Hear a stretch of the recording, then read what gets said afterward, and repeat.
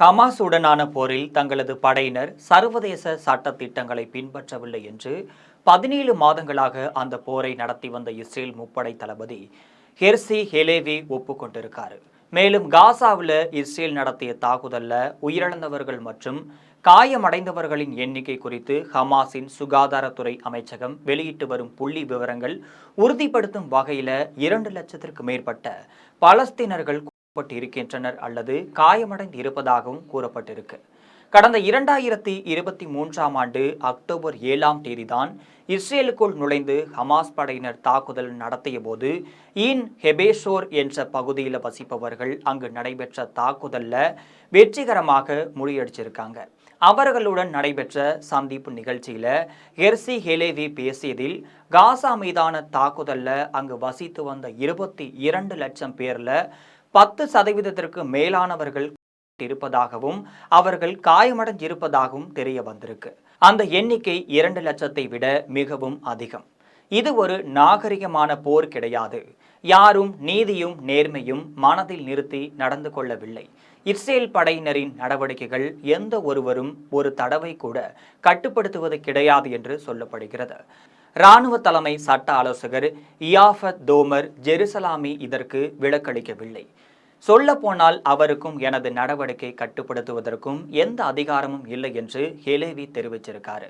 காசாவில் சனிக்கிழமை நடத்தப்பட்ட தாக்குதல்ல உயிரிழந்த 31 பேரையும் சேர்த்து அங்கு இஸ்ரேல் ராணுவம் சுமார் 2 ஆண்டுகளாகவே நடத்தி வரும் தாக்குதல்ல இன்று வரை 64,803 பேர் உயிரிழந்திருக்காங்க.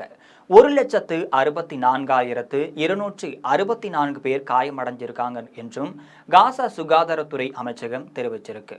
இருந்தாலும் போர் சேதங்கள் குறித்தும் அந்த அமைச்சகம் வெளியிடும் புள்ளி விவரங்கள் மிகைப்படுத்தப்பட்டவை, பொய் பிரச்சாரம் என்று இஸ்ரேல் ராணுவம் தொடர்ந்து குற்றம் சாட்டிட்டு வராங்க. இந்த சூழ்நிலையில தான் ஹெர்சி ஹெலேவி தற்பொழுது பேசி உள்ளது. காசா சுகாதாரத்துறை அமைச்சகம் புள்ளி விவரங்களை உறுதிப்படுத்தி இருக்கு. இது மட்டுமின்றி காசாவிலையும் மேற்கு கரையிலும் இஸ்ரேல் ராணுவம் சர்வதேச சட்டங்களை மீறி வருகிறது என்றும் மனித உரிமை அமைப்புகள் தொடர்ந்து குற்றம் சாட்டிக் கொண்டே வருகின்றாங்க. அதை தற்பொழுது ஹெர்சி ஹெலேவி தனது பேச்சின் மூலம் ஒப்புக்கொண்டிருக்கார். இது குறித்து இஸ்ரேல் மனித உரிமை வழக்கறிஞர் மைக்கேல் பாட் கூறுகையில், இஸ்ரேல் ராணுவத்தில் பணியாற்றும் சட்ட ஆலோசகர் வெறும் ரப்பர் ஸ்டாம்புகள் என்பதை ஹெலேவியின் இந்த கூற்று வெட்ட வெளிச்சமாக்கி இருப்பதாகவும் சொல்லப்படுது. தங்கள் குழுவில் இருக்கும் சட்ட வல்லுநர்கள் வெறும் ஆலோசனை வழங்குபவர்கள்தான். அதனை தேவைப்பட்டால் மட்டுமே ஏற்றுக்கொள்ளலாம், இல்லை என்றால் புறக்கணித்து விடலாம் என்பதுதான் இஸ்ரேல் ராணுவ தளபதிகளின் மனப்பான்மையாக இருந்து வருகிறது. சட்ட ஆலோசனைகள் எல்லாம் பின்பற்றியே தீர வேண்டிய கட்டாய விதிமுறைகள் என்ற எண்ணமே அவர்களுக்கு இல்லை என்றும் சாடியிருக்கார். இஸ்ரேல் முப்படை தளபதி பொறுப்பிலிருந்து ஹெர்சி ஹெலேவி கடந்த மார்ச் மாதம் விலகிய பிறகு அவருக்கு பிறகு அந்த பொறுப்பை ஏற்ற இயால் ஷாமிரு தலைமை சட்ட ஆலோசகர் இயாபத் தோமர் ஜெருசலாமிரின் அறிவுறுத்தல்களை புறக்கணித்து வருவதாகவும் இஸ்ரேல் வெளியாகும் தி ஹெட்செட் நாளிதழ் தெரிவித்திருக்கிறது. காசா சிட்டியை கைப்பற்றுவதற்கு முன்னதாக அங்கு வசிக்கக்கூடிய சுமார் 10 லட்சம் பேரை வெளியேற இஸ்ரேல் பிறப்பித்த உத்தரவு சட்டவிரோதமானது என்று அந்த நகர மக்களுக்கு மாற்று இட வசதி ஏற்பாடு தரும் வரை அந்த உத்தரவை ஒத்திவைக்க வேண்டும் என்று தோமர் ஜெருசலாமி வலியுறுத்தியிருக்கார். தற்பொழுது இஸ்ரேல் தாக்குதலில் உயிரிழந்து வரும் காசா சிட்டி மக்களுக்கு பெரும்பான்மையானவர்கள் தங்கள் இருப்பிடங்களை கைவிட்டு தங்குவதற்கு இடமே இல்லாத பாதுகாப்பற்ற பகுதிக்கு செல்ல அஞ்சி வீடுகளில் முடங்கியவர்கள் என்பது குறிப்பிடத்தக்க செய்தியாகும்.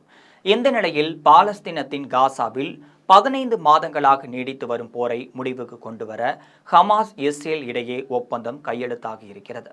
இதற்கு இந்தியா வரவேற்பு தெரிவித்திருக்காங்க. மேற்காசிய நாடான பாலஸ்தீனத்தின் காசா பகுதியை கட்டுப்பாட்டில் வைத்துள்ள ஹமாஸ் அமைப்பினர் கடந்த 2023 அக்டோபர் 7ஆம் தேதி இஸ்ரேலுக்குள் புகுந்து தாக்குதலையும் நடத்தியிருக்காங்க. இதுல 1200 இஸ்ரேலிய வீரர்கள் உயிரிழந்தும் இருக்காங்க. 250க்கும் மேற்பட்ட இஸ்ரேலியர்கள் பிணைய கைதிகளாக ஹமாஸ் தீவிரவாதிகள் பிடித்து சென்றிருக்காங்க. இதற்கு பதிலடியாக காசா மீது இஸ்ரேல் தாக்குதலும் நடத்தியிருக்காங்க. இதில் காசாவில் ஆயிரக்கணக்கான பெண்கள், குழந்தைகள் உட்பட இதுவரை 46,000 பேர் இறந்திருக்காங்க. மேலும் ஆயிரக்கணக்கானோர் அங்கிருந்து வெளியேறி தற்காலிக முகாம்களில் தங்கியிருக்காங்க. காசா போர்ல ஹமாஸ் தீவிரவாதிகள் 17,000 பேரை கொன்றுள்ளதாகவும் இஸ்ரேல் கூறியிருக்கிறது. இதற்கிடையே இஸ்ரேல் ஹமாஸ் இடையிலான போரை முடிவுக்கு கொண்டு வர எகிப்து, கத்தார் ஆகிய நாடுகள் தொடர்ந்து முயற்சி மேற்கொண்டு வருகின்றன. இதற்கு அமெரிக்க ஆதரவு அளித்து வந்திருக்கிறது. இந்த நிலையில பாலஸ்தீன சிறை கைதிகளுக்கும் பதிலாக இஸ்ரேலிய பிணை கைதிகளை விடுவிக்கவும், காசாவில் சண்டை நிறுத்தம் மேற்கொள்ளவும் இஸ்ரேல் ஹமாஸ் இடையே நேற்று முன்தினம் ஒப்பந்தமானது கையெழுத்தாகியிருக்கிறது. அமெரிக்காவின் புதிய அதிபராக டொனால்ட் ட்ரம்ப் வரும் 20ஆம் தேதி பதவியேற்க இருக்காரு. தான் பதவியேற்று 2 வாரங்களுக்குள் பிணைய கைதிகள் விடுவிக்கவில்லைனா ஹமாஸ் தீவிரவாதிகள் மோசமான விளைவுகளை சந்திக்க நேரிடும் என ட்ரம்ப் அவர்கள் எச்சரிக்கை விடுத்திருக்காரு. இதையடுத்து மத்திய கிழக்கு நாடுகளான அவரது தூதர் ஸ்டீவ் விட்காஃப் ஒப்பந்த ஏற்பாடு ஜோ பைடன் குழுவினருடன் இணைந்து பணியாற்றியும் வந்திருக்காரு. இந்த நிலையில தான் இந்த ஒப்பந்தமானது கையெழுத்தாகி இருக்கிறது. இது குறித்து ட்ரம்ப் வெளியிட்டுள்ள சமூக ஊடக பதிவுல மத்திய கிழக்குல பிணை கைதிகளை விடுவிக்க ஒப்பந்தமும் செய்யப்பட்டிருக்கு. இவர்கள் விரைவிலேயே விடுவிக்கப்படுவார்கள் அப்படின்னு சொல்லப்படுது. நன்றி என்றும் கூறியிருக்காரு. இஸ்ரேலிய பிணைய கைதிகள் நாடு திரும்புவதால பிரதமர் பெஞ்சமின் நெதன்யாகு அரசிற்கு எதிரான மக்களின் கோபம் தணியும் என்று எதிர்பார்க்கப்படுகிறது. இஸ்ரேல் ஹமாஸ் இடையிலான போர் நிறுத்த ஒப்பந்தத்திற்கு இந்தியா வரவேற்பும் தெரிவிச்சிருக்காங்க. இது குறித்து வெளியுறவு அமைச்சகம் வெளியிட்டுள்ள செய்தியில பார்த்தீங்கன்னா, காசாவுல பிணைய கைதிகள் விடுதலை மற்றும் போர் நிறுத்த ஒப்பந்தம் குறித்த அறிவிப்பை நாங்கள் வரவேற்பதாகவும் சொல்லியிருக்காங்க. இது காசா மக்களுக்கு பாதுகாப்பான மற்றும் தொடர்ச்சியான மனிதாபிமான உதவிகளை வழங்க வழிவகுக்கும் அப்படின்னு நம்புவதாகவும் சொல்லியிருக்காங்க.